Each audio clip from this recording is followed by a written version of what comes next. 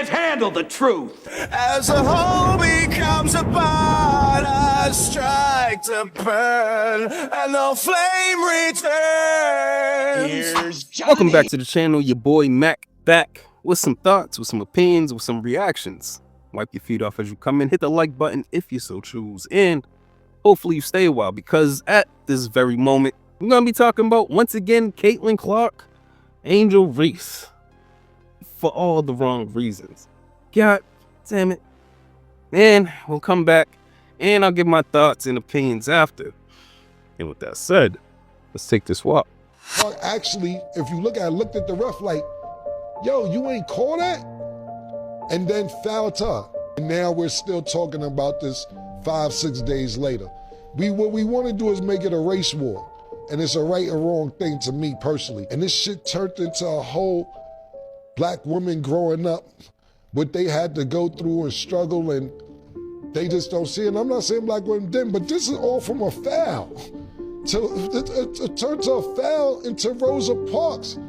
You ain't lying. Shout out to Ken for saying at least the overarching point in this entire Caitlin Clark vs. Angel Reese saga since college. Race debates and arguments continue to arise each time these young ladies play a game of basketball. That shit has to stop. Grow up.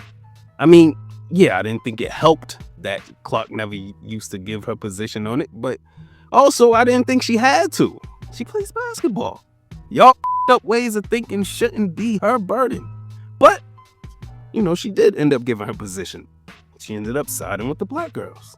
You were apologizing for your white privilege and the fact that you wanted to uplift black female athletes and make sure that they were getting the shine, kind of like your pioneers were getting the shine that they deserved. Like I've said, I feel like I've earned every single thing that's happened to me over the course of my career, but also I grew up a fan of this league from a very young age. Like, my favorite player was Maya Moore. Like, I know what this league was about. I know there's been so many amazing black women that have been in this league, and continuing to uplift them I think is very important.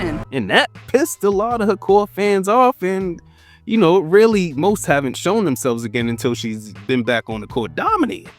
But the race shit is getting old. You know, the backing of one's tribe is understandable, especially when the person of the tribe is dominating or doing well in the field, usually dominated by another tribe, a la Eminem, a la Tiger Woods. I will say this, especially as a black man, but most importantly, a basketball fan who appreciates the basketball story more.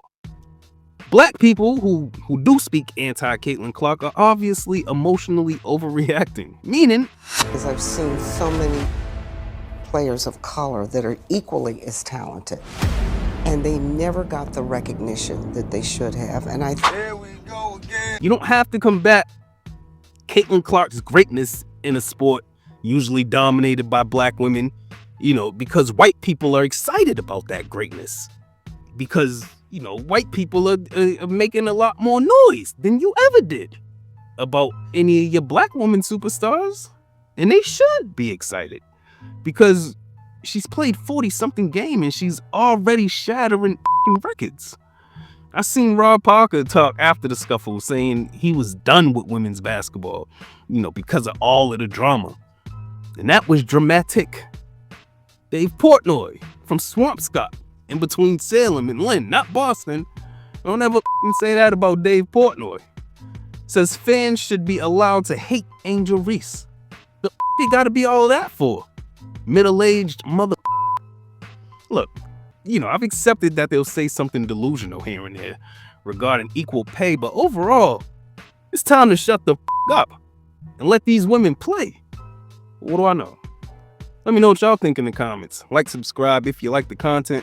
Hit the notification bell. And with that said, hopefully you've been entertained and informed while passing this precious time that we have. And hopefully I've earned your sub. I go by the name of Mac. This has been Doing It for GP. Till next time. You can't treat him like any of the other niggas around here, because he ain't like any of the other niggas around here.